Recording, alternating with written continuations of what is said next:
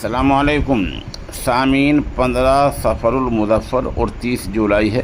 आज की ख़बर की शुरुआत इमाम दोहा कतर मौलाना नूर मोहम्मद मज़ाहिरी की तिलावत कलाम पाक से की जा रही है। वन्नाज़िआति ग़र्क़ा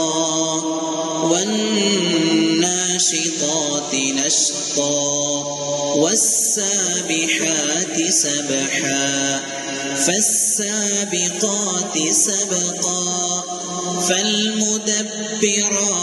अम्रा यौम तर्जुफ़ु अर्राजिफ़ह तत्बअुहा अर्रादिफ़ह क़ुलूबٌ यौमइज़िन वाजिफ़ह अब्सारुहा ख़ाशिअः यक़ूलून अइन्ना लमरदूदून फ़िल हाफ़िरह अइज़ा कुन्ना इज़ामन नख़िरह क़ालू तिल्क इज़न कर्रतुन ख़ासिरह फ़इन्नमा हिय ज़जरतुन वाहिदह फ़इज़ा हुम बिस्साहिरह हल अताक हदीस मूसा इज़ नादाहु रब्बुहु बिलवादिल मुक़द्दसि तुवा इज़हब इला फ़िरऔन इन्नहु तग़ा फ़क़ुल हल लक इला अन तज़क्का वअहदियक इला रब्बिक फ़तख़शा फ़अराहुल आयतल कुब्रा फ़कज़्ज़ब वअصى ثم أدبر يسعى فحشر فنادى فقال أنا ربكم الأعلى فأخذه الله نكال الآخرة والأولى إن في ذلك لعبرة لمن يخشى أأنتم أشد خلقا أم السماء بناها رفع سمكها فسواها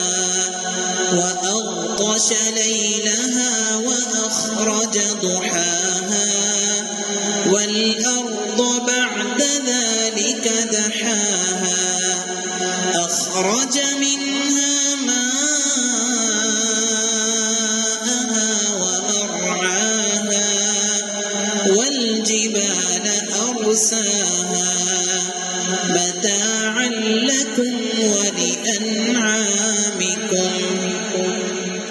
فإذا جاءت الطامة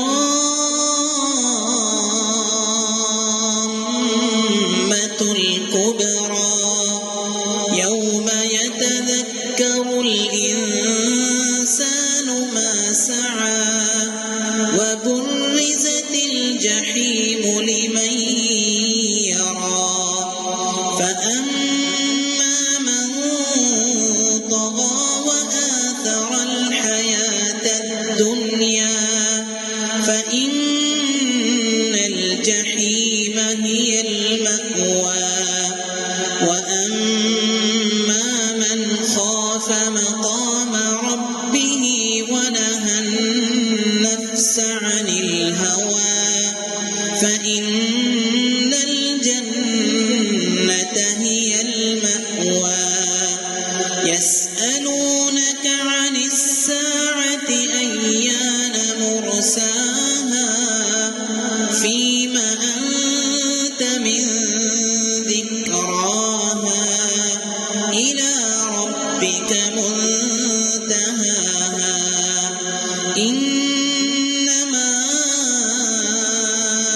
أنت منذر من يخشاها كأنهم يوم يرونها لم يلبثوا إلا عشية أو ضحاها.